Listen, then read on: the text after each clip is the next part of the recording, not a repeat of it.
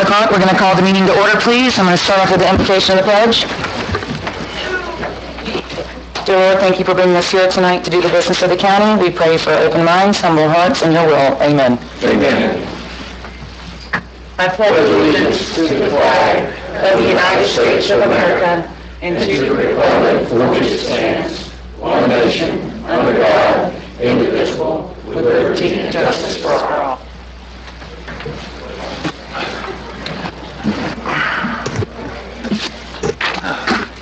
Okay, we have a packed house tonight, and we're going to get started with approval of the agenda. So moved. Second. All right, first and second. If I could pull items 7 and 9 off consent, please. Actually, if we're going to start pulling, I'll take number 6 off because I have something I want to talk about. 6, 7, 9. I'll amend my motion. Is that correct?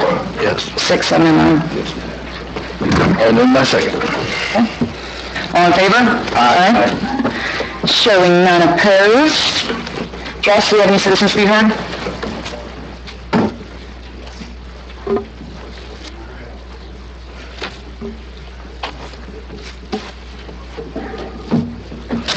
Mr. Moore.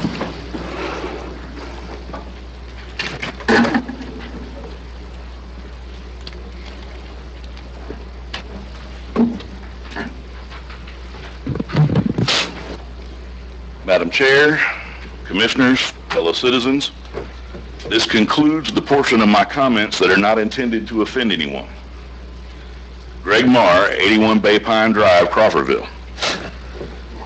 I'd like to give a brief summary of how we came to be here today on the issue of access to our public waterfront spaces. Several weeks ago, Commissioner Thomas proposed that we visit the idea of restoring access by the law-abiding public to our waterfront parks. When he originally brought it up, Commissioner Thomas inquired as to the appetite of his fellow commissioners for such, and he was met with nothing but affirmative response. Fast forward 2 weeks. When he brought a motion to the floor, you three sat silent. You refused to even second the motion to allow the issue to be discussed. What changed in those 2 weeks? At our age, I'll throw myself under the bus there, I guarantee it wasn't our core beliefs on freedom that changed in 2 weeks. So what changed? Well, from the cheap seats, it looks like political complacency, political expediency, and political favoritism. It reeks of it. Your phone started ringing and your buddies and political benefactors weighed in with their desires. Commissioner Merritt, you have on many occasions regarding one issue or another said that you didn't care because you wouldn't be here. So where's the upside for you to tick off your pals on the way out the door? There isn't one. But sir, you were elected to represent the citizens of this county for your full term, and I would respectfully ask that you continue to be a consistent conservative voice on this board for the remainder of your term. I mean, not for nothing, you still cashing those checks.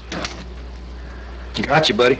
Commissioner Kemp, to his credit, reached out to me and laid out his argument for a compromise. Sadly, I assert that this proposed compromise is a cop-out, and we'll revisit that in a few minutes. Commissioner Messersmith, it's no secret that you are probably the most well-connected member of this board, both socially and politically. Again, I mean to call out these shortcomings, and I'm frankly being kind using the word shortcomings. Political complacency, political expediency, and political favoritism. Each of you will have the opportunity today to rectify these shortcomings. Restore freedom. Open the beaches 24/7, 365. More freedom and less government. Thank you for your time. Thank you. What about Chuck? John Tenowitz.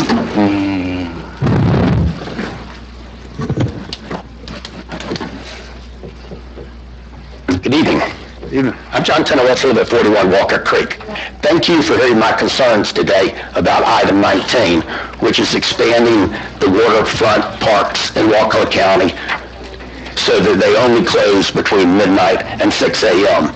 As some of you may recall, back when Wakulla County acquired the beach property using Florida Community Trust Fund grants in 1995, many residents of Shoal Point had grave concerns about it. Lots of us wanted it to remain in private hands.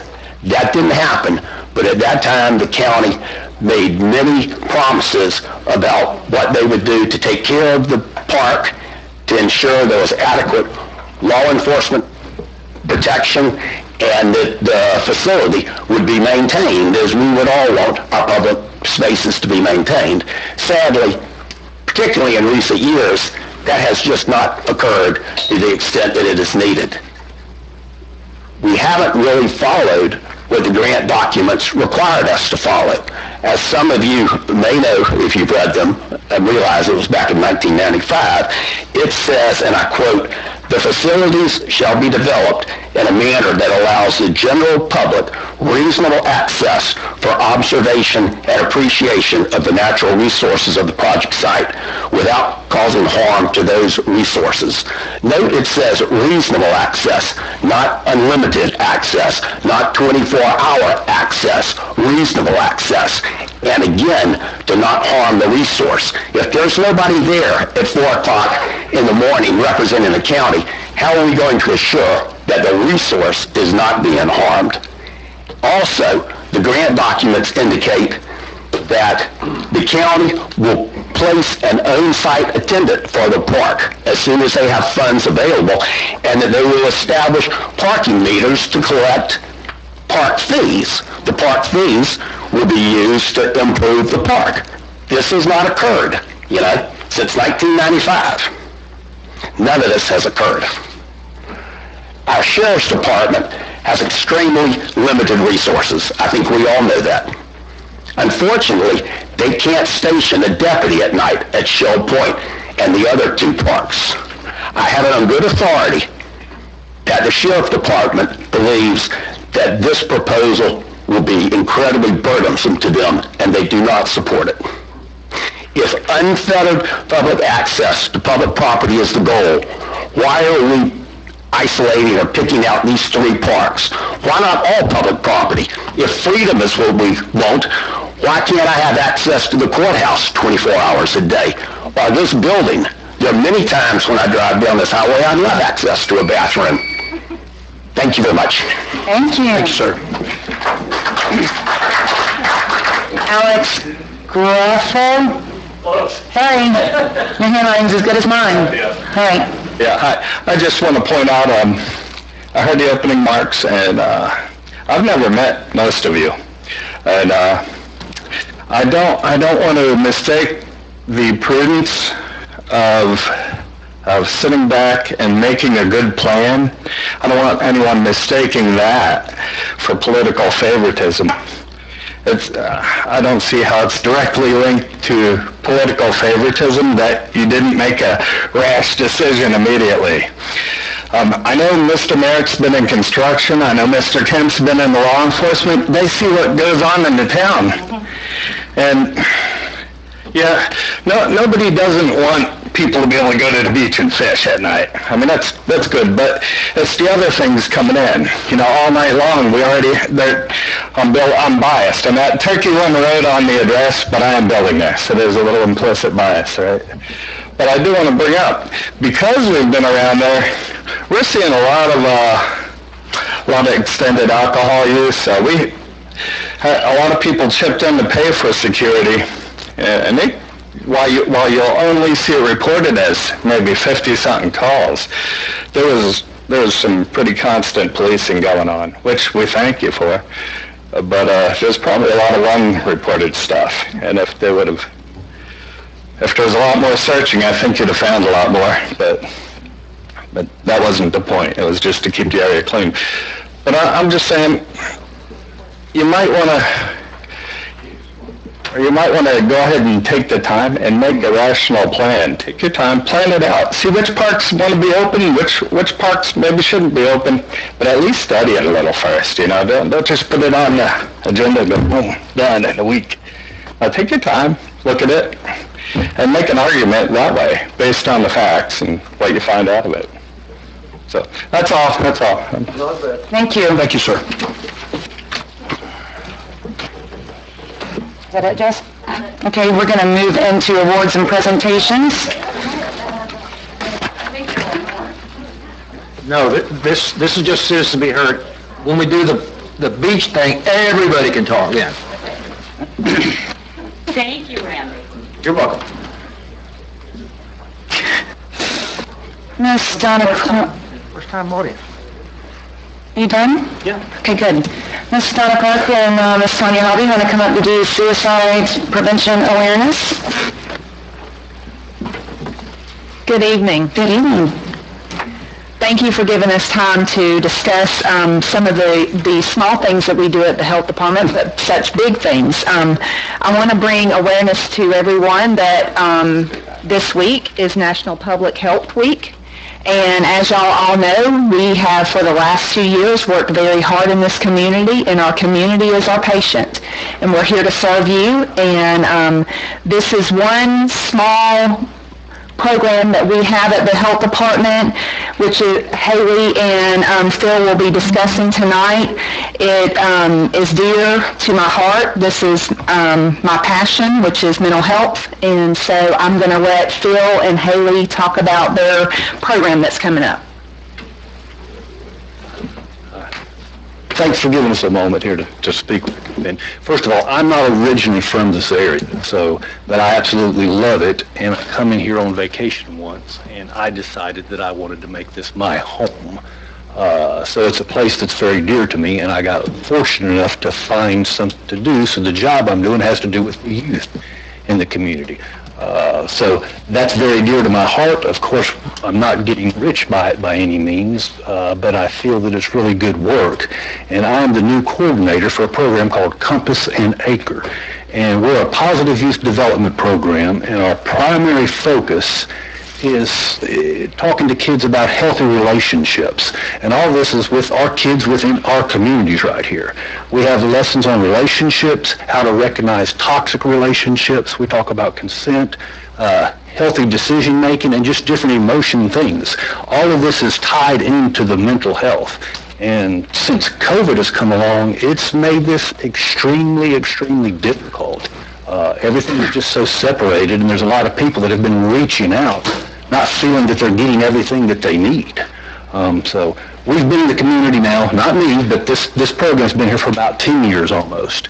And I feel it's a pretty important program. Thanks again for letting us talk about it. And COVID's changed it, so we're looking forward now. It looks like that we're kind of coming over the edge here, that we're going to be able to get back into the community. We're going to be able to get back into the schools because we have the resources for this. We have a great curriculum that's evidence-based. And, our ultimate goal is to make this community and help our youth and just do better. And Haley here, she's actually from here. She graduated from the local schools, and she wants to say a few words. Hi guys, I know I see some familiar faces, but those don't know me. My name is Haley Carlton. I'm a health educator, like Phil was telling y'all, with our Compass program. I'm super passionate about our program. I believe it makes a big difference in our youth. Whenever I was a teenager, I experienced a lot of things that our teenagers are going through today. I can't say they were all positive, but I do know I would have benefited from the lessons and the stuff I teach our youth here. So I think it's important to have conversations about healthy and unhealthy relationships, mental health, and so much more. We support our county, and we're looking forward to make a difference here. I do want to give you all a small little briefing. So we have decided to start a suicide prevention campaign here in the county. One of our things we're going to do is going to be a color run held at the Wakulla County Environmental Institute. It's going to be September 10th, and it's going to be a day filled with bringing fun and of being a voice for those that don't have a voice. And we're going to have some local food trucks, some activities, and then the Jason Foundation is going to come and speak, and hopefully everyone here will be able to be there. All right, thank y'all. Thank you, Haley. Thank you, Haley. Move consent. Second. I have a motion and a second. All in favor? Aye. Good job, Bobby, wherever you're at. He's right there. We're going to move on to consent items full for discussion. Start with number 6. Okay.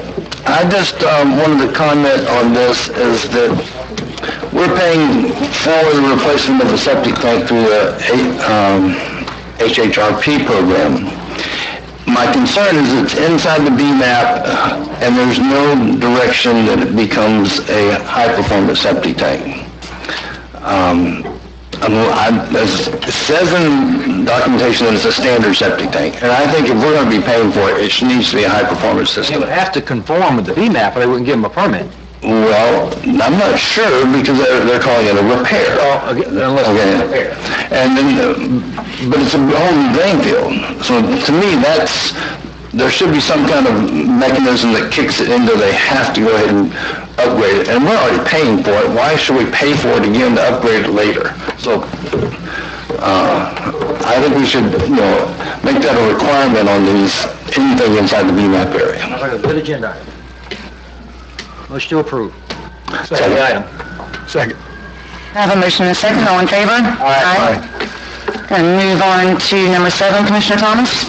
Yes, thank you very much. I spoke to David just immediately before the meeting, and I just wanted to point this out.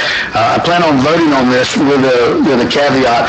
The documents that we were provided are dated that this lease begins on November 30th, 2021. I know there's a time lag getting it to here, and so obviously, just want to point out the fact that date needs to match up for whenever we approve it and he executes the contract.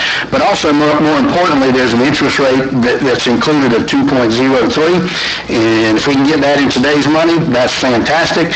But if there's a 4-month lag in that, I just wanted to point that out that, I believe that our approval should be contingent upon us, the final documents matching that, and I'm sure he's going to do that anyway. I just wanted to put it in the public record that, because I know most folks are not honoring any interest rate that they quoted 4 months ago in today's market. So hopefully we do get that, and if we do, it's an even better deal in today's money than it was 4 months ago.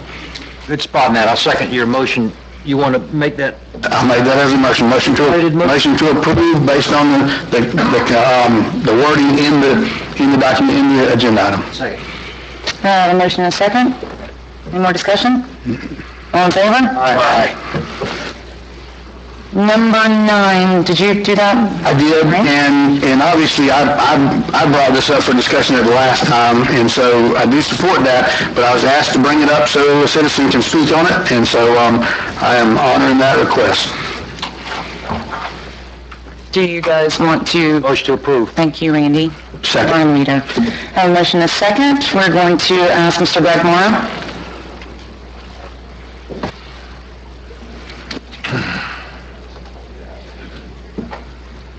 Lack of preparedness, I wasn't ready for this issue tonight. But I'd like to say that the idea of giving our law enforcement officers additional tools to keep the peace is a wonderful thing. This particular idea, I think that the idea that they are able to trespass folks from public property who, mind you, are not breaking the law. Let me repeat that. They're on public property and they're not breaking the law, but we want to empower a law enforcement officer to try to trespass them, which will ultimately result in them not being able to come back to county facilities the way it was spoken of before. That is a very slippery slope. There's an awful lot of discretion there, and I can't possibly be the only one that sees this and thinks, well, what happens if that, God forbid, and I'm not singling out any particular, I've been very public with praise for our sheriff's department of late, and this is not to detract from that. But what happens if the law enforcement officer happens to be buddies with the guy who is making the complaint that gets you trespassed? You know, there's the discretion thing. This needs to be an extraordinarily narrow scope of very few things that would make for someone being trespassed from public property without breaking the law. We need to be very, very, very careful with this. Thank you. Thank you. Thank you. Ralph, do you want to read Yep. what the text is Yeah. of the actual letter that we're sending to the sheriff's department? Would you mind doing that? Sure, absolutely. So pursuant to the Board of County Commissioners' direction at its duly called public meeting held this date, this letter shall constitute authorization for duly sworn members of law enforcement operating within Wakulla County to provide warnings and remove individuals who refuse to depart or continue to loiter on any county-owned property within Wakulla County without a legitimate lawful purpose for that individual being at that location. This includes the issuance of warnings to these individuals for trespassing, and upon failure to comply with the warnings, to take all necessary actions necessary to address the behavior of those individuals. Thank you. And that's the entirety. Stands to approve. Second the motion. Thank Ralph already. I had the second already. If I could make one comment, I mean, I do agree that it certainly should not be abused. And when I spoke to the undersheriff, he made it clear that that is something that needs to be at a high-level decision, and not every deputy has the ability to do this. And so, hopefully it'll be a tool in the toolbox that will be used and not abused. It's actually requested by them, I believe. Yeah, I said it was a game changer on how this is going to play out. Right. And the times that we've used it, it's been very judicious, and Yeah. they checked with me and made sure, made sure the high level was approving of that. So, yes. And I can speak for 28 years, we've never had an issue with this. Zero. Absolutely. But I understand the concern. I don't want to be bounced out because someone's mad at me either, and no one does. And so hopefully that will not be abused. Anything? Chuck? No. Rain, did you make the motion? Yep. Ralph, you second? Have a motion and a second. All in favor? Aye. Passes unanimously. We're going to move on to number 12.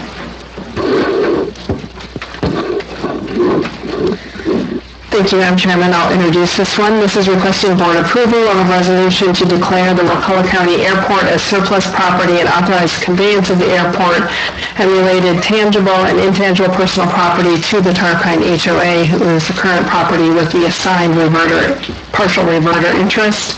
Additionally, we gave each of you at your briefing, we do have 2 contracts pertaining to the airport, and so if you choose to not terminate those, we would also add on that you approve the assignment of those to the Tarpine HOA as well. Moved to include her add-on item. Second. I have a motion and a second. I have 2 citizens to speak. Michelle Kirsteiner.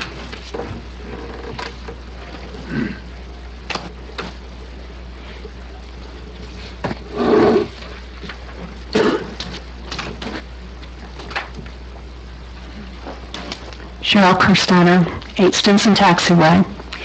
Good evening, Madam Chairman and Commissioners.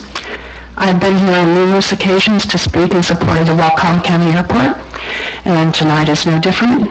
I would ask the Commissioners to revisit your position and maintain ownership and operation of the airport. We have provided information to explain why the HOA is not a reasonable owner of the airport to ensure the longevity of the airport. We would love to have it, but we cannot assure the longevity of the airport.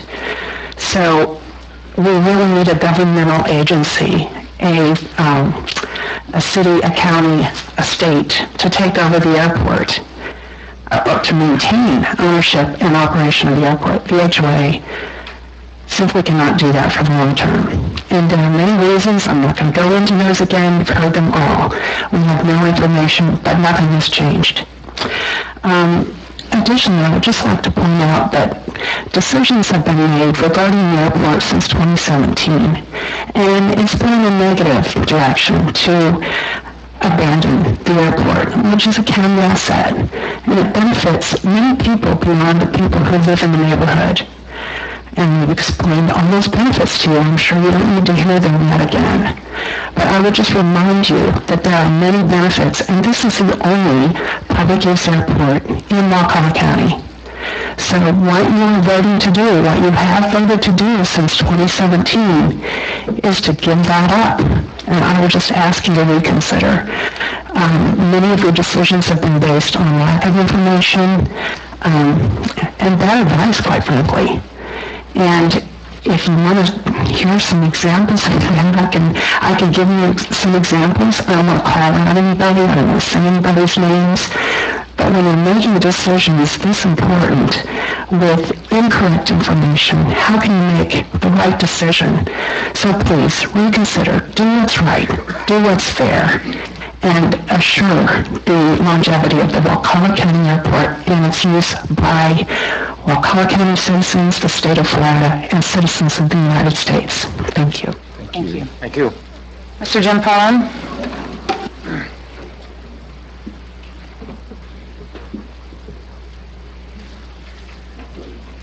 Thank you. We have no opposition to Tarpine having that airport whatsoever. And that, as far as the Jones heirs are concerned, their interest could be acquired. The only thing that we as neighbors say, as we've said all along, that keep the airport in a similar type of use as to what it's always been in the past. Similar number of flights, similar type of aircraft. You haven't waited for that for a decade. This started in March of 2012. The airport was deeded in 1963. Our lots that our homes are on was platted within 30 days of that by my wife's grandfather. And that Tarpine was platted in 1981. Our home was built in 1979, before any home was ever in Tarpine. My neighbor's home, the Smiths, it was built in 1963. There are other homes there that were built in the 40s. All this preceded the presence of Tarpine, and some of it even the airstrip. So what we would simply ask is, hey, go ahead, acquire the interest of the Jones heirs, and at the same time, and so then Tarpine would get fee simple interest, at the same time amend the airport zoning to preserve the intent of that airport to limit aircraft to 6,000 pounds or less. That was the definition of light aircraft at the date the document was signed in 1963. And then, if that happens, the airport is off, the monkey of the airport is off the county's back.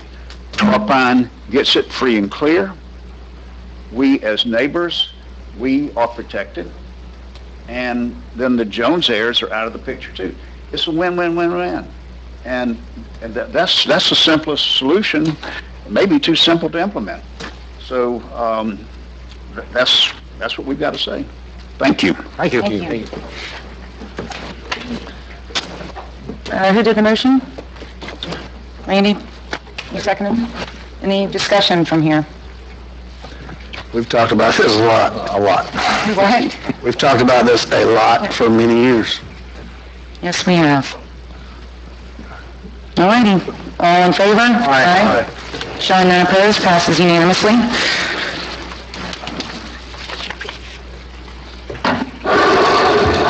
I'm going to go into item 13.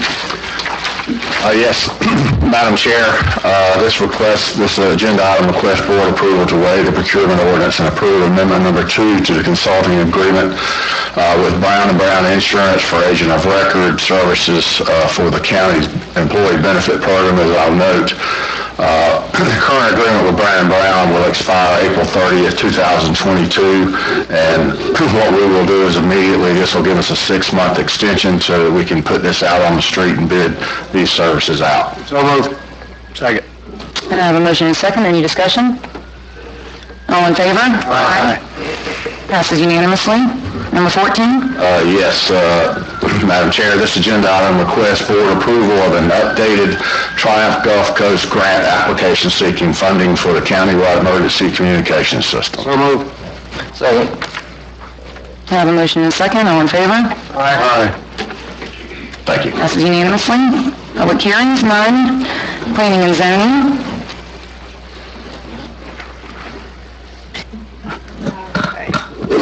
Your first planning and zoning item is change of zoning R2202. This is an application for a change of zoning from C2 restricted to C2 general commercial. This is to remove a restriction that was placed by a past board on 3+ acres of property located on the east side of Crawfordville Highway. If there's any communications you need to disclose for the record, please do so. I did speak with the applicant. We are the applicant, right? Yes. What about that? None. I'm going to go with Randy. I spoke with the applicant. Oh, don't do that to me, Okay. Quincy. None. None. None. Anyone here who's going to provide any information on this application, please stand up to be sworn. Should I stand up? No. Do you swear or affirm to tell the truth, the whole truth, and nothing but the truth? Thank you. Motion to approve. Second. I have a motion and a second. Any discussion? This is rectifying a past wrong. Well, it didn't rectify it, it cleaned up. Exactly. It was still spot zoning, and we shouldn't have done it back then. They shouldn't have done it like this. Right. All right, motion and a second. Any discussion? All in favor? Aye. Passes unanimously. Number 16. Thank you, Madam Chair. This is an application for final plat FP 2114. This is an application for a final plat for the Woodlands Way subdivision, which is a 3-lot residential subdivision. It will replat 2 existing residential lots within one plat and one in another one. If there's any ex parte communications you need to disclose for the record, please do so. None. None. None. None. I spoke with Josh Brown. Thank you. If there's anyone here who's going to provide any information on this application, please stand up to be sworn. Do I need to be re-sworn, Heather? No, you're good. Is there an applicant? No, he's not. Nope. Okay. I don't plant. Yes, this request is to replat 3 existing lots of record and reconfigure the boundaries of these 3 lots. It does not increase density in any way, shape, or form, merely adjust the boundaries of the property. Motion to approve. Second. I have a motion and a second. Any discussion? Hearing none. All in favor? Aye. Passes unanimously. Number 17. Thank you. This is an application for final plat FP 2203. This is a final plat for the dockside at Tradewin subdivision for a 2-lot boat dock, which is very hard to say, which will be created by replatting 2 existing boat dock lots within that subdivision. Basically, you're moving a line over. Hot dogs? Boat dock docks. Boat dock lots. Whatever. You know what I mean. If there's any ex parte communications, please disclose them for the record. None. None. Spoke with Josh Brown. Thank you. Motion to approve. If there's anyone here who's going to provide any information on this application, please stand up to be sworn. Any speakers? No? Okay. Motion to approve. Second. I have a motion and a second. Any discussion? These aren't even buildable. Hearing none. All in favor? Is that discussion, Randy? Yes. All in favor? Aye. Aye. Passes 5-0. Number 18. Yes, thank you. Number 18 is a request for the board to approve and adopt a large-scale comprehensive plan map amendment and text amendment to the future land use element, creating a special area plan for the subject property. This property is located on the west side of Crawfordville Highway, just south of Edgewood Drive. The board actually approved the transmittal of this application request to the state back in January of this year. The state did review the request and issued a few comments related to the amendment, which those have been addressed and included in your agenda packet by the applicant. Staff is recommending option 1 for approval. Motion to approve. Second. We have a motion and a second. Anyone want to speak? Any discussion? I'm voting this is the first time, I think we're just growing too fast and we need to slow down and see the impact of all the development we've already approved. So I voted against it the first time, so I'll vote against it again. If there's nothing else wrong with it, it's Just based on principle for you. It's the right density, at least. it is the right density, and it's got sewer and it's got everything else, it's just we're growing too fast. It's got water, it's got sewer, it's gonna soon have a 4-lane highway right in front of it. Chuck's got his principles, though. Yeah. Can't hold that against him. I have a motion and a second. Any more discussion? All in favor? Aye. You're welcome, I'll correct you. 4-1. Now we got an easy item. Now we are going to move into commissioner agenda items. Number 19. We'll move away from Mike a little. I want to approve direct staff to amend 23.004 of the Wakulla County Code to provide county parks adjacent to public bodies of water open to the public from 6 a.m. to 12 a.m. Heather, just on a technical note, the ordinance says, that Mike's talking about, says that the park director sets the hours, right? Do we actually have to amend the ordinance? Or can we just direct staff to change the hours? If you want to memorialize it in the code as it's written, then you would need to change the ordinance. Otherwise, if you wanted to do it through direction to the county manager, The only reason I say this is if 4 months from now, we come back and said, hey, we didn't think about this problem that came up, then we gotta go back to the whole public hearing process to amend the ordinance. that is I would correct. personally prefer to see it done just direction, that way we can change it like that. If that's all right with you, I'm okay with that. I'll second your motion. Hold on. So we're changing it to instead direct the county administrator to change the hours of those parks with public water access from 6 to midnight. Right. That way it's much easier to change it if we change our minds. The main reason I brought this back up, Commissioner Thomas brought this back up, the citizens did not get a chance to speak on this, so I would like to open it for a discussion. Well, okay, we have a first. Who did the first? Yeah? I did second. You did the second, Mike did the first. We do have plenty of citizens here. I'm going to start off with Kara Fowler. Can I explain myself real quick before the citizens? I would love for you to do When that. I got up this morning, I was firmly said, let's just leave it like it is. And it's a shame all this has happened, really, because I think this is a solution looking for a problem. I think people were fishing at night. I don't think there was any problems. But now, after I talked to the undersheriff, I guess they're getting heat. He didn't say that, but they're going to enforce whatever's there. He said, I don't care if you live next door to the park. If y'all say close it at 6 or at dark, everybody's out of there at dark, period. So now, I'm forced to make a choice. Either nobody can go out there after dark, or anybody can go out there till midnight. And I still don't support the 24/7, but I changed my mind literally today after talking to the undersheriff. I was firmly, let's leave it like it is, it's not a problem, we don't need to fix anything. But now, that's changed. He said they're going from reactive enforcement to proactive. They're gonna circle down there every night, at whatever time we say, and tell everybody to get out of there. That's why I changed my mind. That's it. Kara Fowler.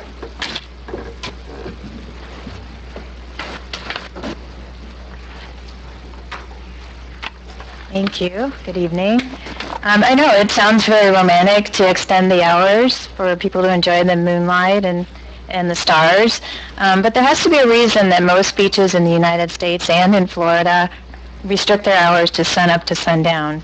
And I would think that that reason is public safety.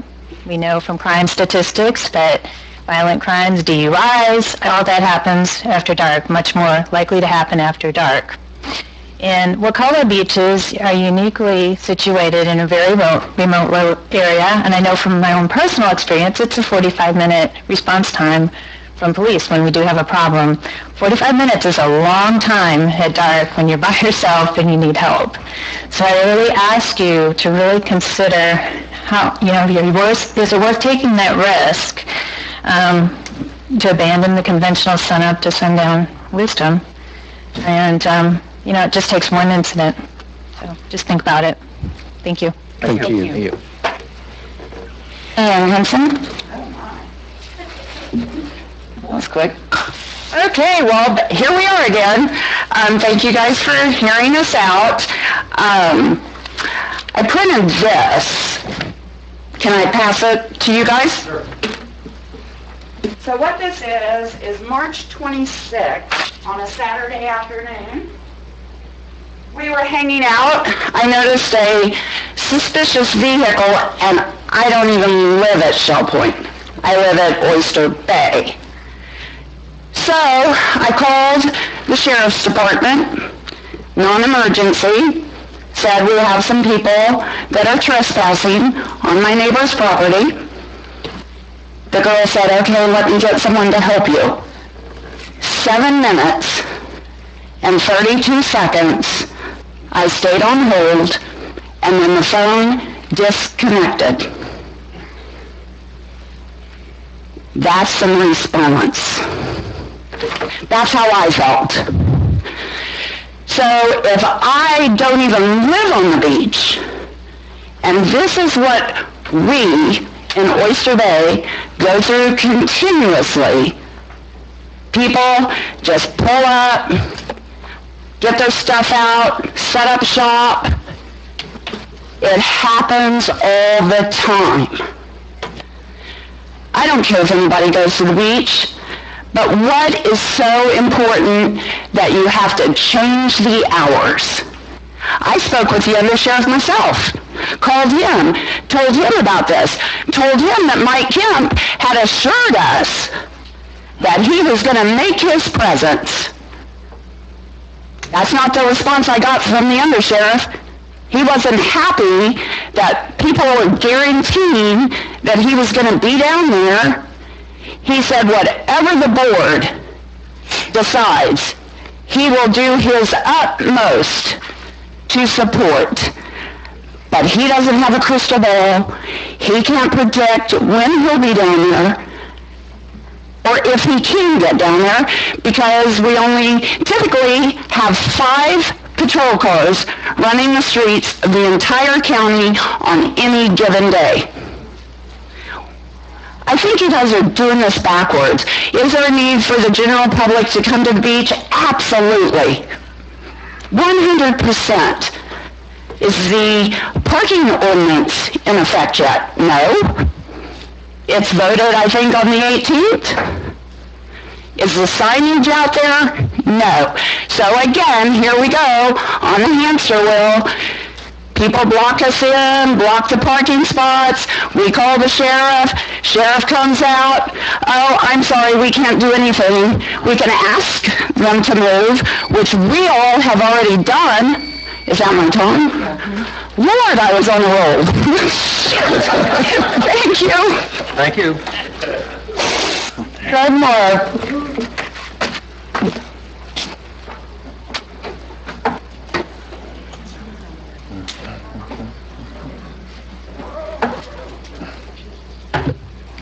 Greg Marr Jr., 81 Bay Pine Drive, Crawfordville. Earlier, I called Commissioner Kemp's proposed compromise on this issue a cop-out. Here's why. Commissioner Kemp went out and did his research, and he came back with this proposal. What it doesn't seem that he did was go looking how to make this work. He didn't come back with examples of places where it's working and suggestions for how we could make it work, at least not to this point. He didn't come back with examples of where it's been tried, why it failed, and why we couldn't make it work here. At least that I could abide.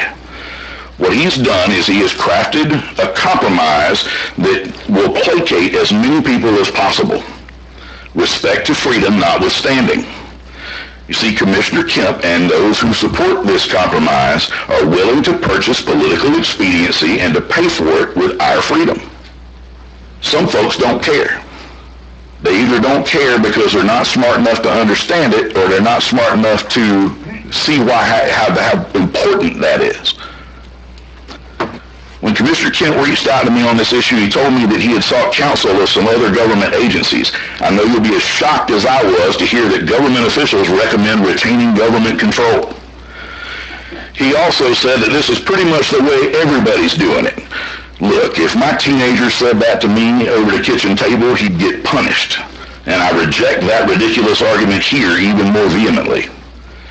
In that conversation, he also asked me to consider how many of the folks voicing support to restore freedom on social media actually wanted to fish at night, as opposed to just being on the bandwagon. Instead of seeing these folks having an opportunity to restore their full measure of freedom and voicing support for it, he sees a bandwagon. That is insulting, it's divisive, and it minimizes intentionally the voices of freedom-loving people within your constituency. We should restore the people's full measure of freedom and let our law enforcement handle lawlessness. The time of day or night has no bearing on this as a solution. I have complete confidence in our sheriff's office to keep the peace in our public spaces, and having law-abiding citizens present actually prevents crime. Criminals don't want an audience. Law-abiding citizens present would provide faster response, reports, and witnesses. Going forward with this discussion, when you hear compromise, think cop-out. When you hear closure, understand that that only impacts law-abiding citizens. And lastly, remember this. Closing the waterfront to law-abiding citizens to prevent lawlessness is as stupid as taking away driver's licenses from sober drivers to prevent drunk driving. Restore freedom. Open the beaches 24/7, 365. More freedom, less government. Thank you for your time. Thank you. Thank you. Ricky Mobley? Or Nikki Mobley? She didn't what? So who turned this in? I did. Okay. Perry Morris?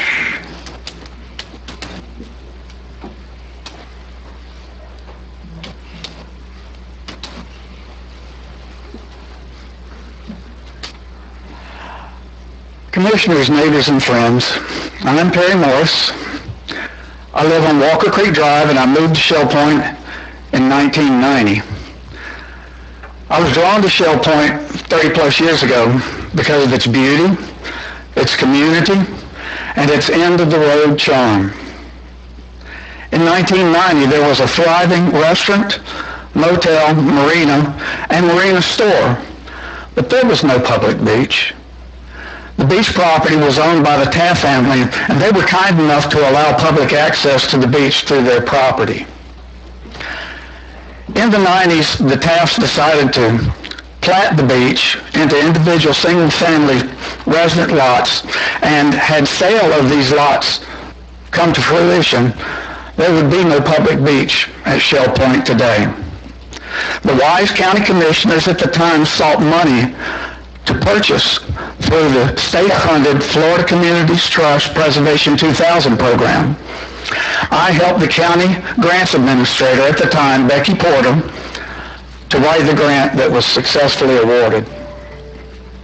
During the grant writing process, several combined Shell Point, Oyster Bay, Live Oak Island community meetings took place. There was a contingent that fought the public beach purchase with a NIMBY, not in my backyard attitude. Fortunately, their efforts failed. In the recent past, many of you commissioners have been approached by those same NIMBY attitudes asking if the public beach can somehow become a private beach.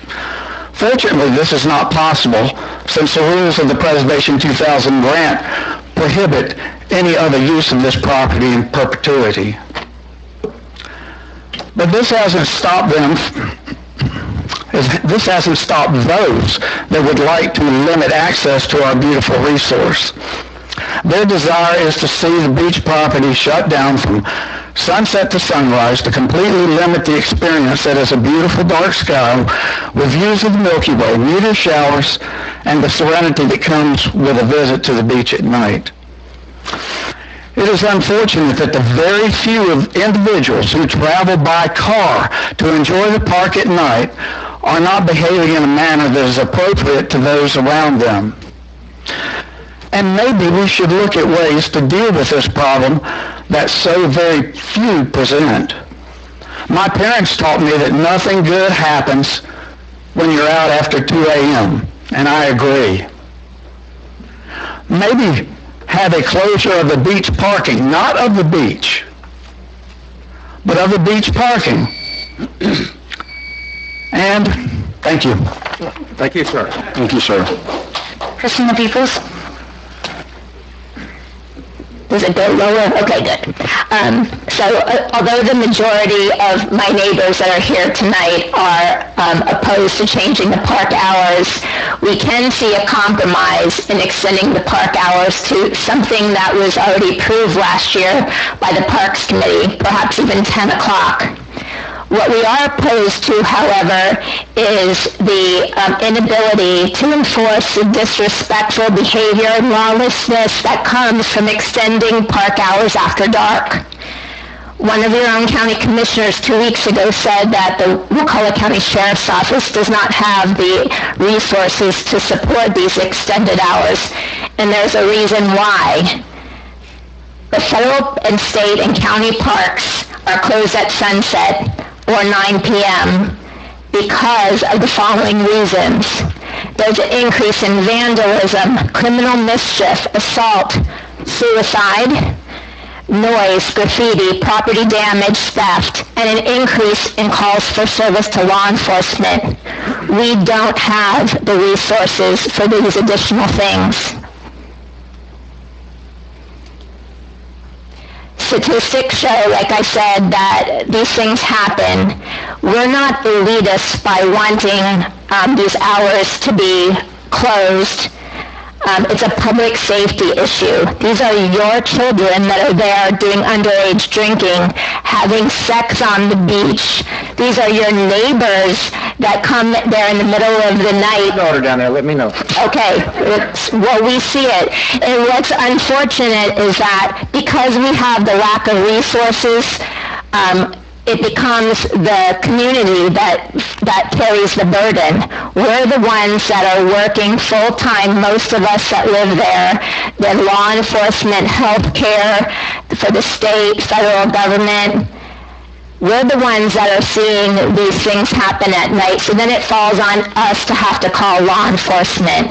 Closing a park at 12 a.m.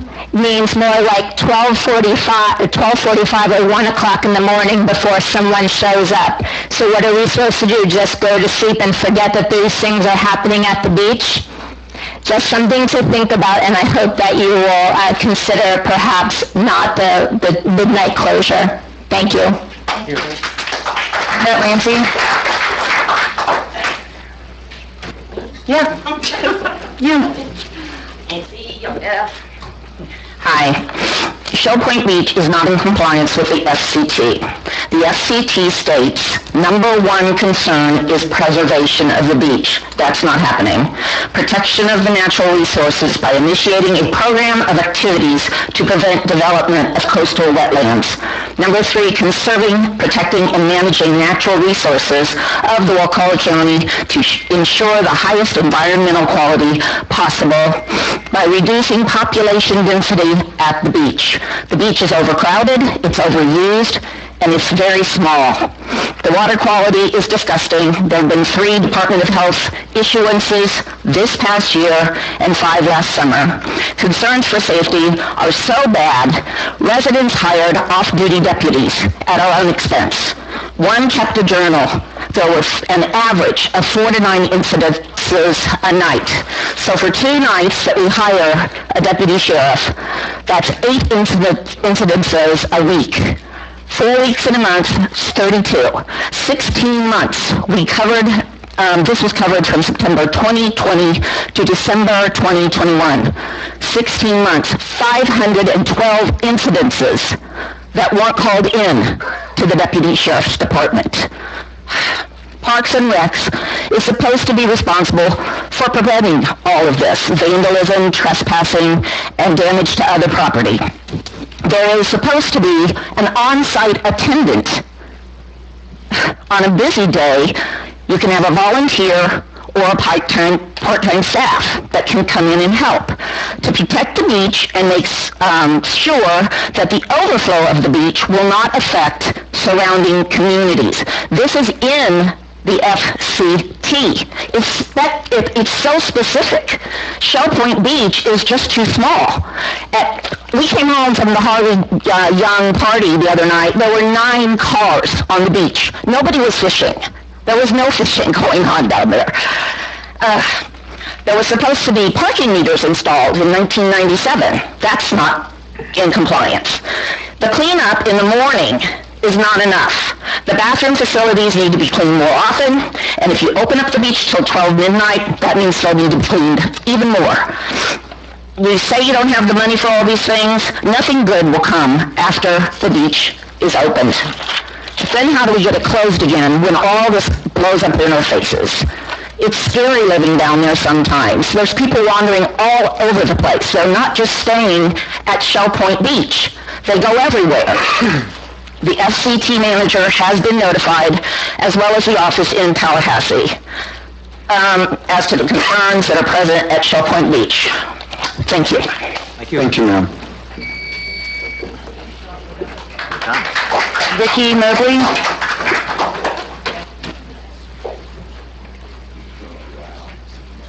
Good evening, sorry I'm late. I appreciate the opportunity to speak in front of you guys today. I have lived in Wakulla County my whole life. I'm fourth, fifth, or sixth generation. I can't remember how far it goes back. Our family was one of the founding families here. I've been at Shell Point Beach my whole life. However, what you guys don't understand is we didn't have these problems when I was growing up.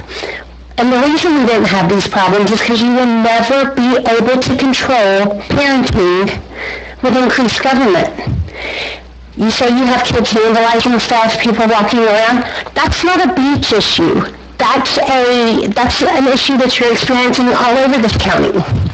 You're not just experiencing these problems at Shell Point Beach. You're experiencing these problems in Wakulla Gardens and Mashie Sands. You're experiencing these problems in Stop Shopping. I think I heard about it in River Plantation or one of the other neighborhoods a couple of weeks ago. This is not a Shell Point Beach issue. This is a everywhere on the planet at the moment issue. However, the citizens that reside at Shell Point Beach are not the only ones who pay taxes. They are not the only ones whose money goes to fund Parks and Rec. I have 3 boys that are teenagers. I can guarantee you that beach gets used for fishing. Do you know where they fish at night right now? Our neighbors in Franklin County, because their beaches are open, which means before they go, they eat in Franklin County. When they get gas, they get gas in Franklin County. We have some of the best beaches on the planet for night fishing. Mashie Sands, hello. It's clear. However, what you have is a few select individual residents who have a problem with the whole community as a whole using these facilities. These facilities were not built for the citizens of Shell Point.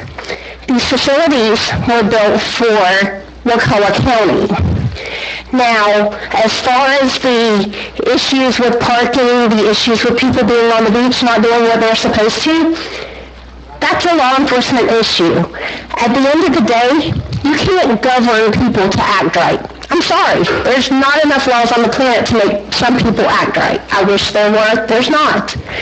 But what you also can't do is limit access to services for some people because others feel that that's their own private property. And that is what is happening in Shell Point. A lot of the residents have taken on the attitude of, this is my beach, this is my area, I bought this home. I just ask that you guys do the right thing. Have a wonderful day. Thank you. Melissa Jeters.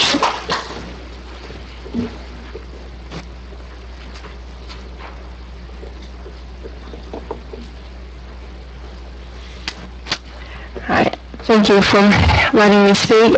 My name is Melissa Jaggers, and I've owned property in Wakulla for more than 20 years. I live on 121 Royster.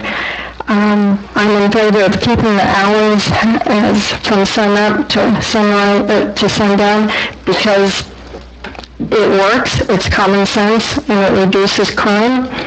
And I can understand people wanting to fish. It is good to fish at night, but unless they're going to deputize themselves and help patrol the area, I don't think it's a good idea. We clearly don't have the money in this county for the security lighting that would have to be installed, and really what you go to the beach for is to see the pretty stars and everything. And it's just, We don't have the manpower, and that's been told, mentioned several times, we don't have the manpower to cover it. Yes, we would all love the freedom to use the beach whenever, but really, if it was open, would young women have freedom to use the beach? No. Would the elderly have freedom to wander and take a stroll on the beach at night? Not really, because bad people are out there. I grew up in South Florida, right on the beach, and we learned at an early age that you don't go to the beach at night unless you want to get into trouble. And that's why I would never want to go back to South Florida. I like it here, and I want to keep Shell Point the nice town and beach that it is. I ask you to consider protecting our teenagers, our elderly, and all adults. Thank you. Carl Thomas? When I hear people throw off on our sheriff's department, it makes me just pissed off. They can handle whatever we need, and I'm proud of them. And we need to have our beaches open. I want to fish all night, every night. Okay? And I want to do it because it's my right. Nobody's talking about our rights. They've been taken from us, we want them back. All the way, not a curfew. Curfew and the land of free act that don't go together. And I'm proud of y'all. I know y'all can handle this. And I know there ain't going to be no trouble down there. Like I say, a little bit, put them in jail. Just like anywhere else you're at. When you break law here, you go in jail. We're not doing that. We have the largest tarpons in the world that comes in at Shell Point. Anywhere. Big 300-pound tarpon. Not 175, 300 every year they come in.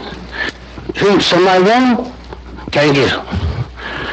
So, we want the beaches open 24/7, the pier parks open, not just Shell Point, we want them all open, because it's our right, it's freedom. Okay? That's what I got to say. Thank you. Thank you. Sandra Shepherd?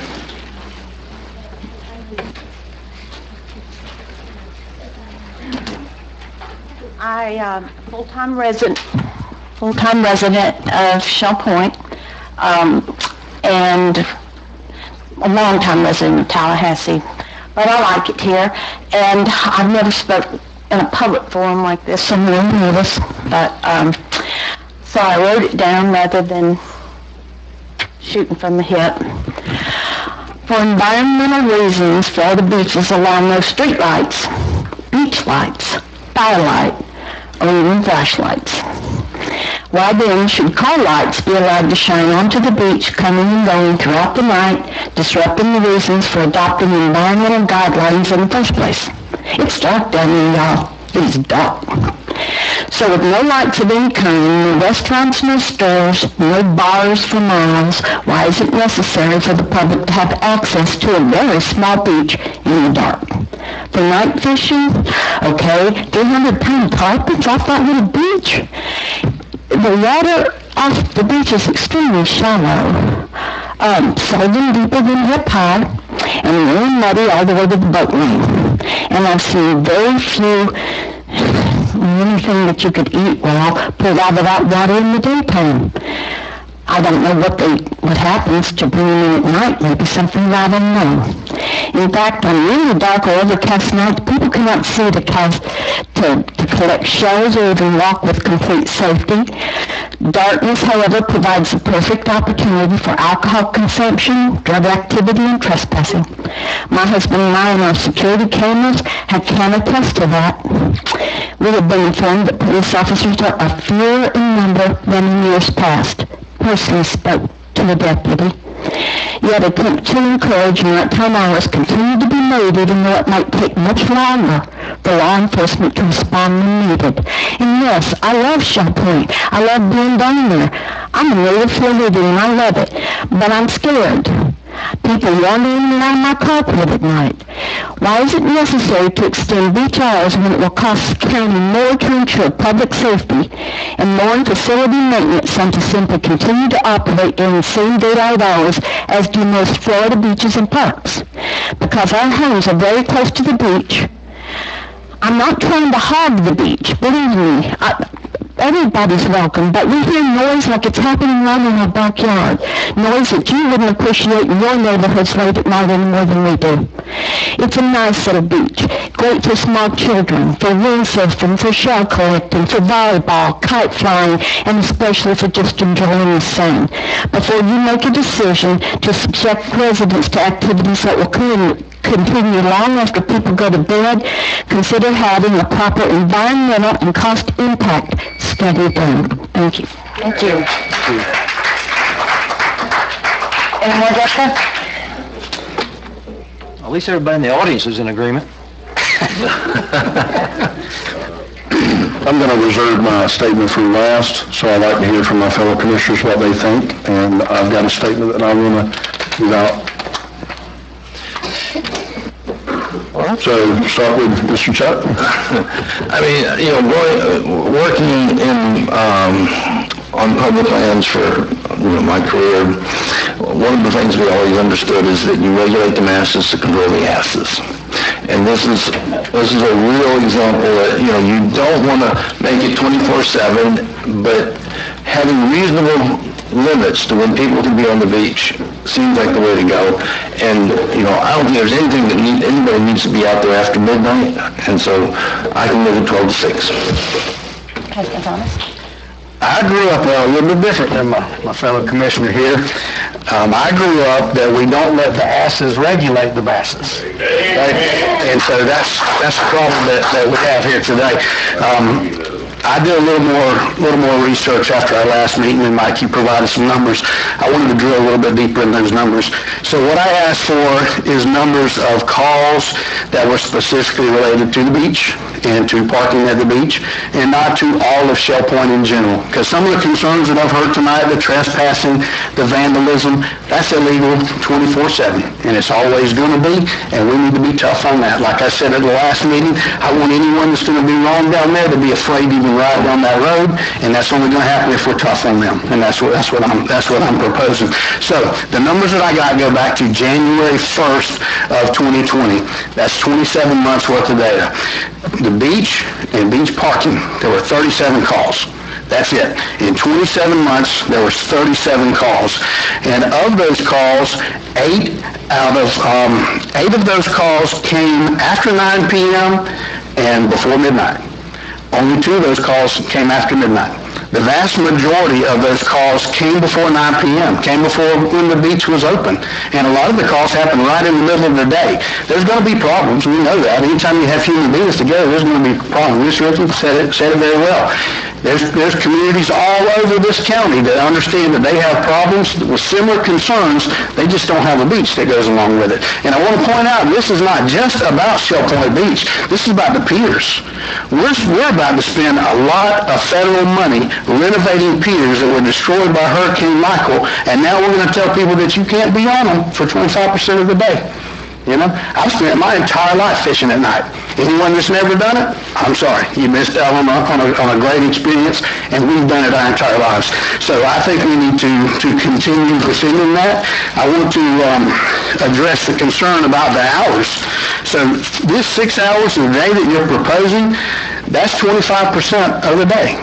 And according to the sheriff's numbers that I received, you get 18.95% of the calls countywide. This is not just Shell Point. That's countywide.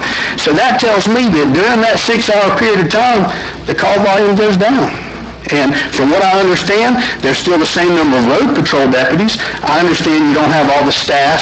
You don't have all the, detectives. And so you got more people on staff during the day that can follow up. If there's a bank robbery, if there's a school shooting during the day, you can mobilize a lot more people. But we don't have those problems at Shell Point. We don't have those problems. Matter of fact, in 27 months, guess how many arrests there have been? Zero. Not one arrest. Not one arrest. By the grace of God, we were born in the land of the free and the home of the brave. We were born. We received that. We didn't ask for that. Probably don't deserve it, but we got it. And I want to do everything I can to preserve it. I want to be tough on the people who need to be tough on. I want to protect these folks. I want these folks to come back in a year from now and say, Ralph, you're right. Y'all tighten things down there. I don't want them mad at me. Well, I don't want to be in the crosshairs and have all these people mad at me. but they are. But them being mad at me does not change my stand on freedom, and it never will. It never will. So, Madam Chair, I agree with part of what Randy said, and for that reason, I want to offer a substitute motion that we don't change the ordinance, and we do like he said, and we direct the county administrator to direct the parks director to change the hours. I do think we should go to 24 hours, so that's my motion, with the caveat that let's test that for 6 months. If we vote for what's on the table right now, without the substitute motion, what we're saying is we have no confidence in law enforcement's ability to do this job, and we have no commitment that we're going to back them up. I'm not going to say that. I'm not going to be a part of that, because I do have confidence that they're going to deal with this, and I do have confidence that this board is going to support them. And if that means they need more deputies, more money, whatever it takes to ensure the freedom of the citizens in this county, I'm committed to do that. So I'm making a substitute motion that we direct the county administrator to direct the parks director to open the beaches 24 hours, the waterfront beaches, and let's test it for 6 months and see if I'm right or wrong. Anybody going to second his motion? Okay. Well, it'll only be the third one in a row, so it's not a big surprise. Nothing personal. Okay. You're my buddy. I need to go back to what is on the table right now. Please, ma'am. That motion died for lack of a second. I got that. Okay, so the motion then that is sitting on the table is move to direct the county administrator to change the park hours so that the parks on the beaches, the public water bodies are open from 6 a.m. to 12 a.m. Okay. I got a question just out of curiosity, I guess for Ralph. What brought this whole thing up? I mean, were people getting kicked off the beach for fishing or moon watching or principle? It is never the wrong time to make a correction and to do the right thing. There was no incident that precipitated. I don't know that there was one. I've had people for years asking about it, and, right now seems like the opportune time to do it. Because it was my understanding that before this whole issue came up, people were fishing at night, nobody was getting thrown in jail, nobody was getting kicked off the beach, unlawfully, albeit, but I drive, don't tell anybody this, but I drive over 55 sometimes too, every day. But I don't get a ticket every time I do that. That's just the way the world is. Listen to what you're saying. Selective enforcement and disparate treatment depending on who you are, who makes the calls. Okay? I can't support Don't put words in my mouth. Okay. I'm not saying that's what I'm hearing. based on who you are. That's what I'm hearing. Well, you're insinuating then that if you lived in Shell Point and you were fishing at night, they left you alone. Let me clarify, because I don't want to put words in your mouth. If any of these folks, I guarantee you that most of the folks in here cannot tell you that they've never been on that beach after I sunset. agree with 100%. Okay, that's who you are. Because if one of them is out there at the beach, they're not harming anybody, and they should be out there on the beach. God bless them, I want them to be on the beach. They're not harming a thing. But the rest of them are not going to call because that person's out there. Because, that's so-and-so, they live down there. They call them people that didn't live in Shell Point for fishing. I can tell you what, there's a lot of these calls, and I've got them right here. The vast majority of calls out of the 37 that I gave you was just unusual vehicle, okay? Suspicious vehicle. They just wanted somebody to come poke him and make sure everything's good. I'm okay with that. It didn't result in any arrest whatsoever. But if these folks are down there in their golf carts, and I've heard there might be a little toddy when they're riding around out there too. Nobody's going to call on that, Randy. Nobody's going to call on that. I don't disagree with you. Somebody tell me I'm wrong. Again, this morning when I woke up, it was leave it alone. There wasn't a problem, but after I talked to Billy, now they can't, partially the reason I support this is because I know people in Shell Point ride the golf carts down there, and they may or may not drink their liquor drinks. I don't live in Shell Point. When the way some of them describe it, I'd never want to live there. I don't think it's that bad. But anyway, so now, unfortunately, if this had never been brought up, I think it would have never been an issue. But now it is. So now we have to take a side, and that's it. And let me, Quincy, I want to hear your side of this, and then I'm going to give my speech about this and the reason. Give your speech now because there is no side in a decision up here in front of me. I have a few things to point out. However, if you want to talk right now, that's fine. Okay. Well, I'm going to address something that Greg Moore had put up there. I'm not for any person, any group, or groups. The reason I brought this back up is that Commissioner Thomas brought this up. I partially agree with him and I partially disagree with him. I talked to God knows how many people in Shell Point. I talked to so many people that are for it in Shell Point, are against it for Shell Point, 24/7, curfew, no curfew, back and forth, so it's all over the place. And then I talk outside of Shell Point of people saying, hey, curfew compromise is good. We compromise every day. We compromise in our marriage, we compromise in business, we compromise, unfortunately, the Republicans and Democrats in Washington is not doing too much compromising, but they compromise too. So my thing is this right here. I said when I got elected that I would listen to the people and I would be fair to everyone. That's the reason I got Miss Ann Henson say, you called Billy Jones yourself and hear from him. I wish he was here tonight to give you the same statement that he has gave me. Now, with that being said, Ralph's got the numbers, I got the numbers. It's less than one call a week. All I'm saying is this right here. Because I can tell you, because the reason that is brought up, nobody never brought this up to me, all right? For 25 years, this has went on this way. I'm 15 months into this, and now all of a sudden we want to change it. So I feel like this has got something that got dropped here, and I'm bringing it back up for a reason, because I listened to both sides of this issue and decided to come to compromise. But I want to say this, and it's going to be my last statement. I'm for access and freedom, and I can say it all night long, access and freedom. Greg Moore's wrong about something. I talked to other sheriffs in other county. Keaton Beach has a curfew. Talk to the undersheriff over there, talk to the sheriff, talk to them. They have a curfew over there, they got a reason for it. But I'm going to say this with all due respect to Greg Moore. I have taken oath to protect the Constitution many times. I know what it's like to preserve people's rights under the law that needed protection and to take away people's rights that have violated the law. For over 28 years of my life, I exercise that responsibility both by force and by faith, and I'm pretty sure I know what the Constitution rights are. I know what Constitution rights, when nobody's going to defend them, I will defend them. I've exercised these Constitution rights by a badge and a gun, not by Facebook and by a keyboard. So that's all I got to say about it. My motion stands.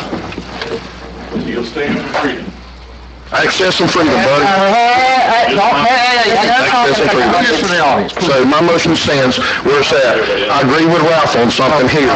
Let's give it a chance. Give it an opportunity. See if it works. We can always go back and do it. And listen to me, this ain't something that's going to happen overnight. This is going to take a few months, correct me if I'm wrong, before this actually happens. So summer will be here. We're doing tonight.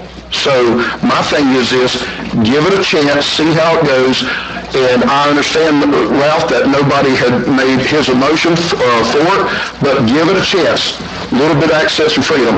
There's a reason why there's hours of operation throughout the state of Florida.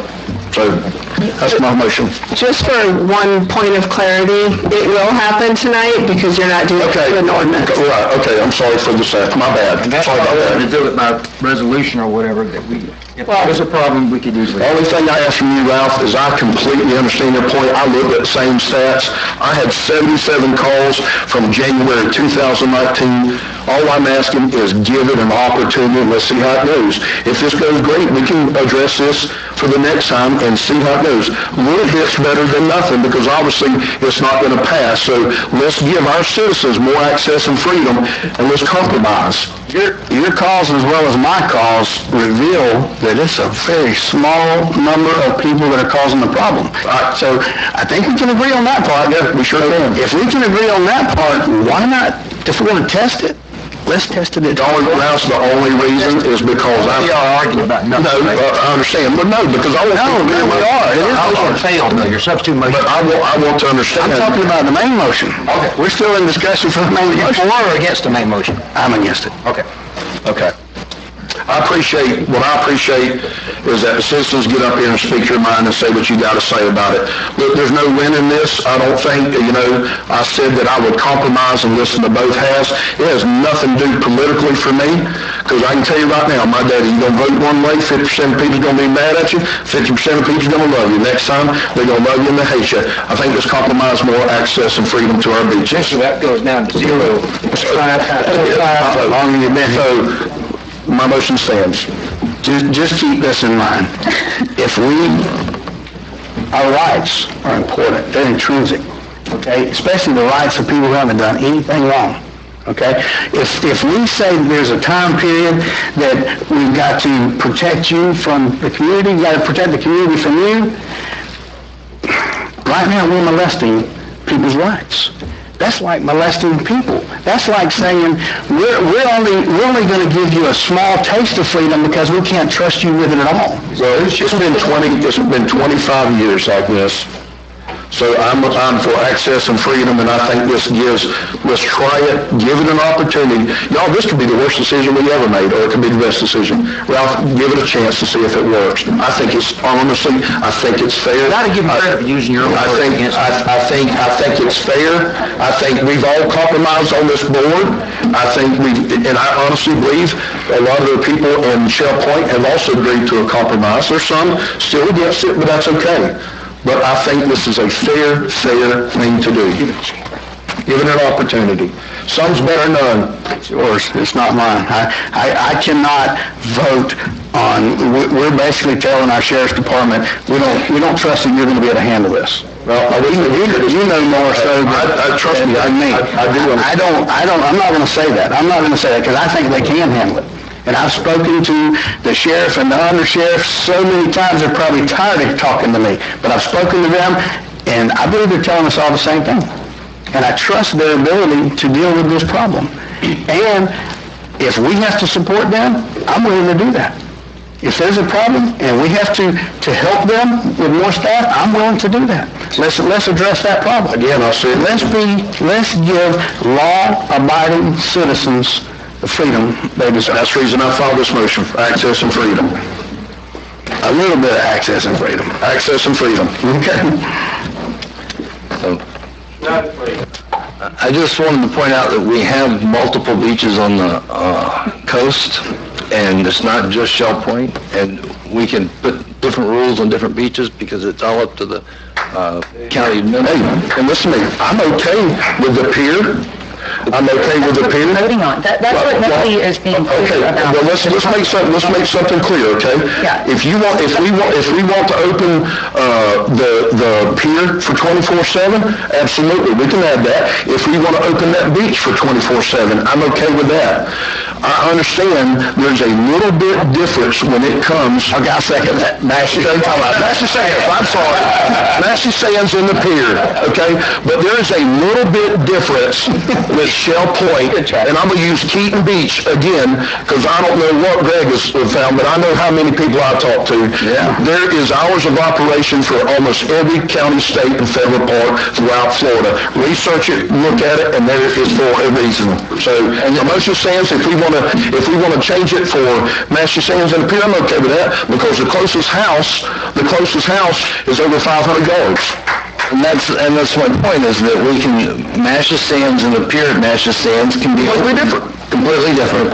And what we're doing here is we're giving the county administrator the power to set the hours. And that's fine. And listen to me, and once we see this works, Ralph, then we can maybe change it for 24/7. Let's just give it the opportunity. The power to do anything. We're giving County Parks Director. Thank you. That's the first thing. No, we're not doing that. Hold on. Nobody here knows what we're doing, so let me hear the motion again, and let me hear the second. Give me the motion that you have on the floor. My motion is this, 12 to 6, with the stipulation that Massey Sands Pier and the beach can be 24/7.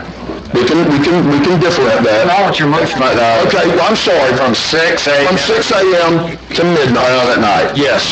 Yes. That's fraud. I said that on all of them. That's Shell Point Beach. Okay.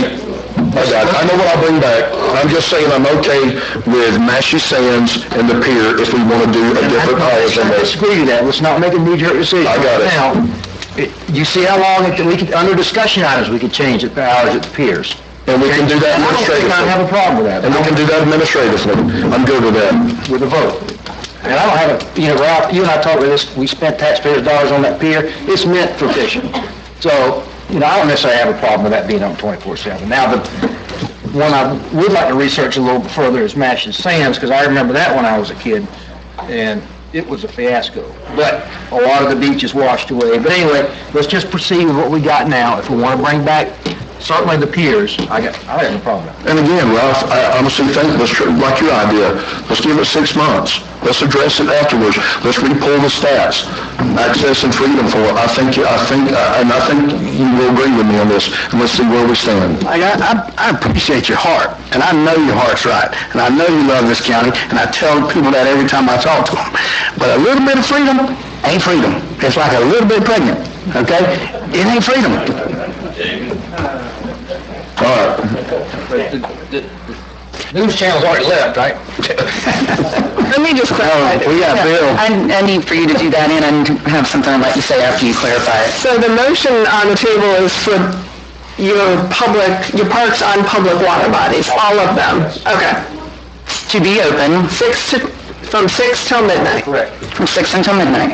I have obviously done a lot of work on this too. The freedom part is a little bit concerning with regard to, do we have a sleeping or camping ordinance here in this county with regard to what you can do on a public park? Yes, there's already provisions in the... There's already provision in that. Okay, perfect. And then there are tenants at Woolly Park and Masha Sands that live there 24 hours a day. Correct? Attendance. Attendance, thanks, Randy. Okay, so we got that going on. And then the other thing is that we keep going back to this parking thing. Is that actually going to happen anytime soon with regard to anything? Yes. Yes, we've been talking about apparently 26 years. I sent each one of you an email, according to Cody and Mike King, the signs are expected to go up next week, the no parking signs. We're also hoping to have the parking ordinance with the park mobile, et cetera, something before you guys to consider at the next meeting. We're working hard for that. We're not sure we're going to make it, but we're working hard for that. But it looks like the signs will go up next week. The parking ordinance is already in place. Right. You're just talking about The signs, the app, the implementation. Thank you. Okay. And I don't think the parking as far as the night, I don't see how that has anything to do, most people are going to be there during the day. If there's adequate parking for the day, there's certainly adequate parking at night. So that's really a non-issue in my mind. I think we got to discuss the cost of that.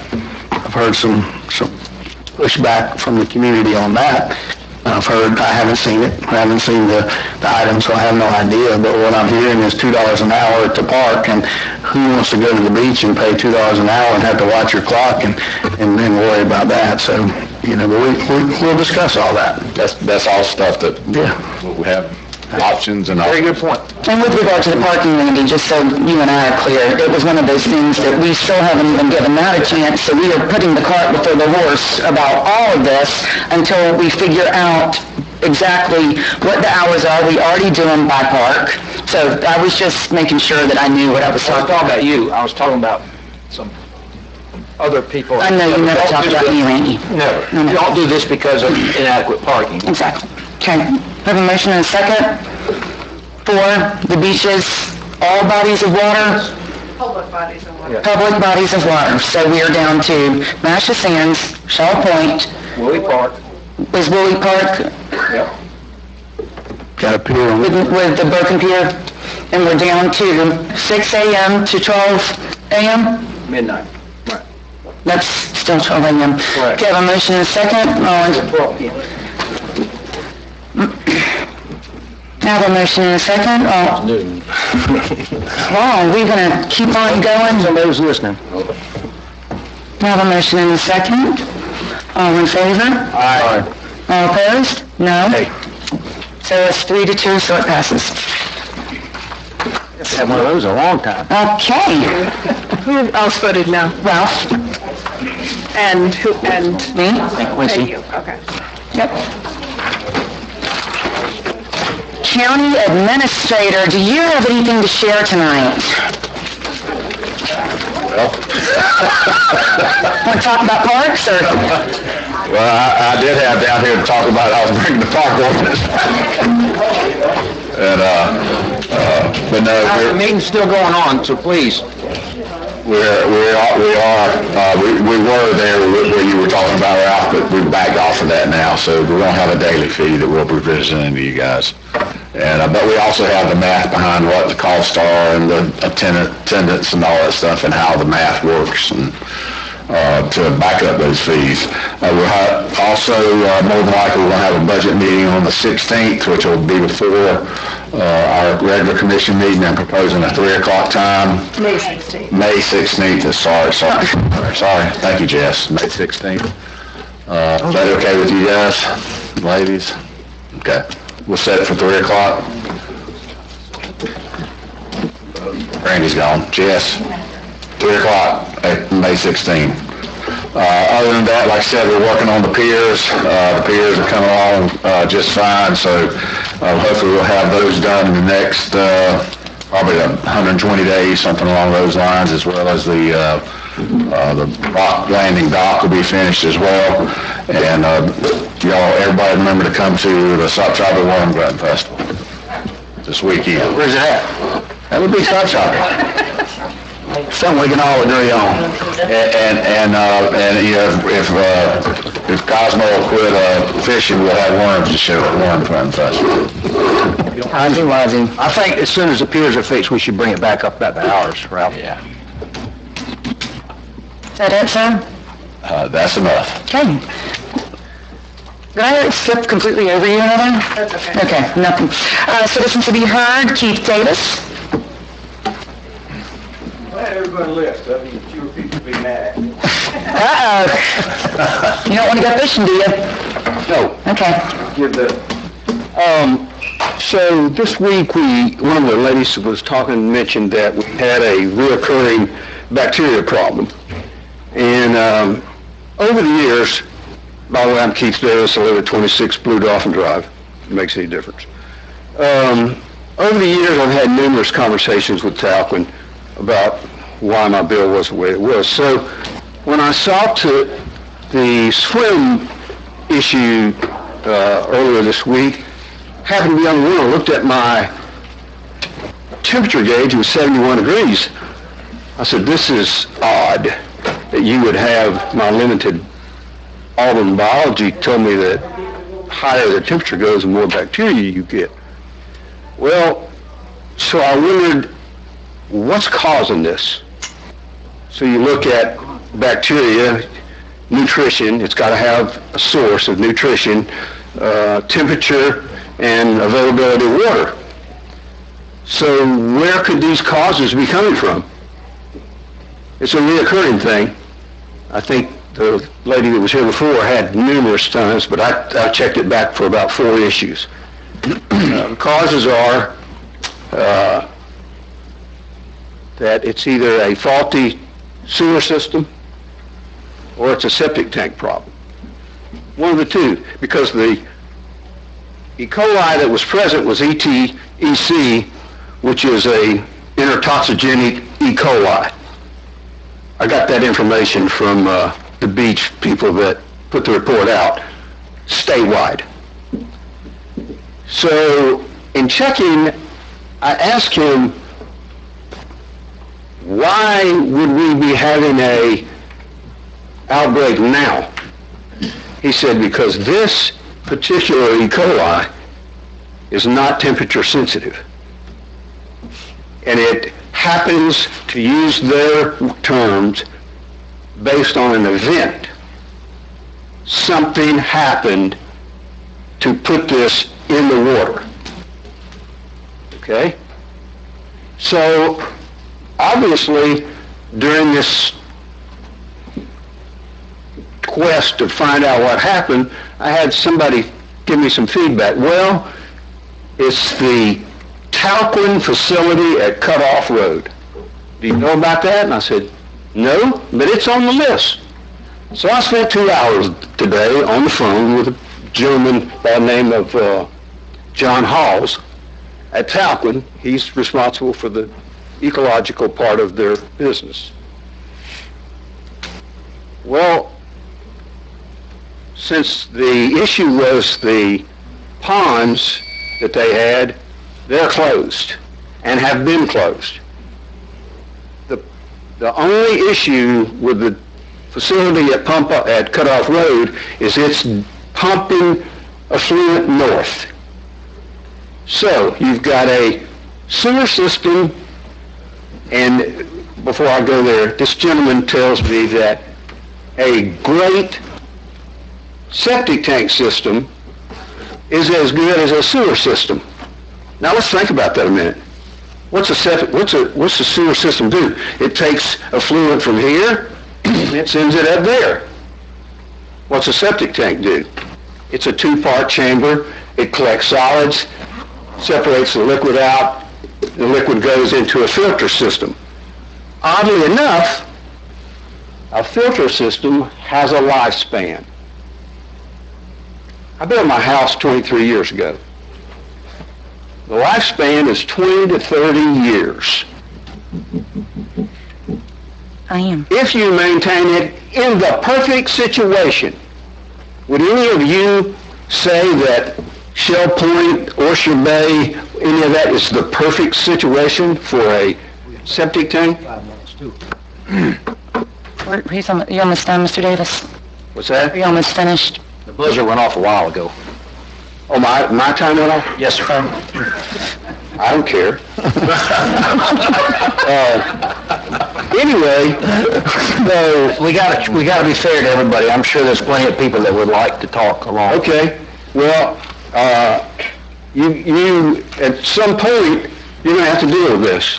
I suspect it's the septic tanks on, It's a septic tank. Live Oak Island. One last thing. I checked the number of times that the alert, the no swim alert was put out. Guess what? It coincided exactly for the last 4 times that there's been a high tide or an inordinate amount of water. Rain event. Thank you, Mr. Davis. Sir. Steve Foltz.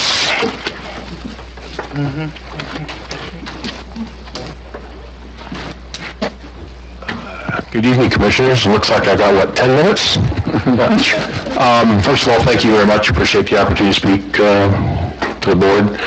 My name is Steve Foltz, 35 Monocoop Circle, Panacea.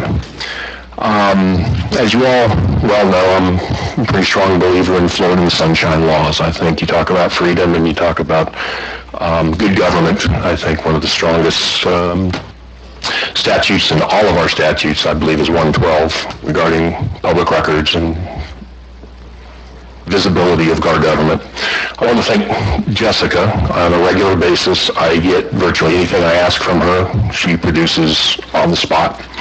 And I subscribe to the agendas that she provides via SharePoint.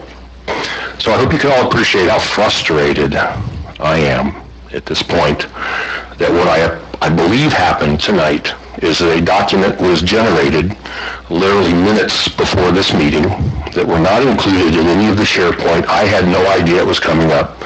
And I come to find out that on item number 12, that our county attorney has provided some documents that I've never seen before in my life.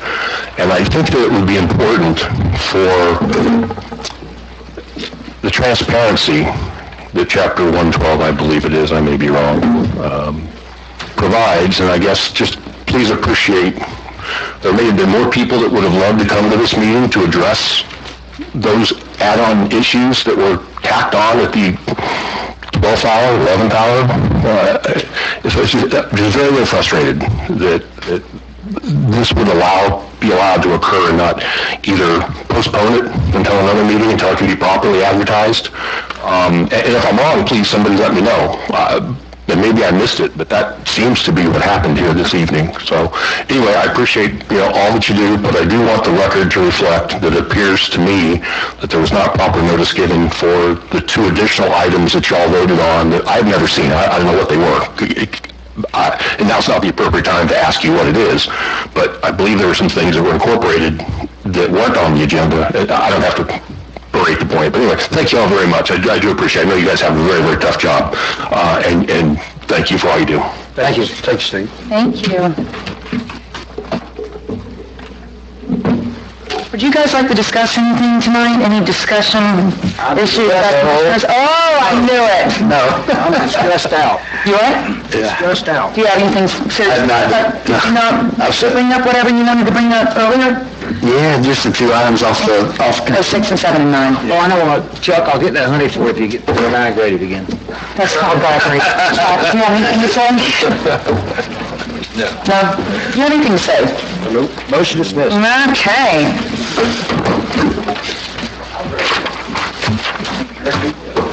Yes. Red nickel here.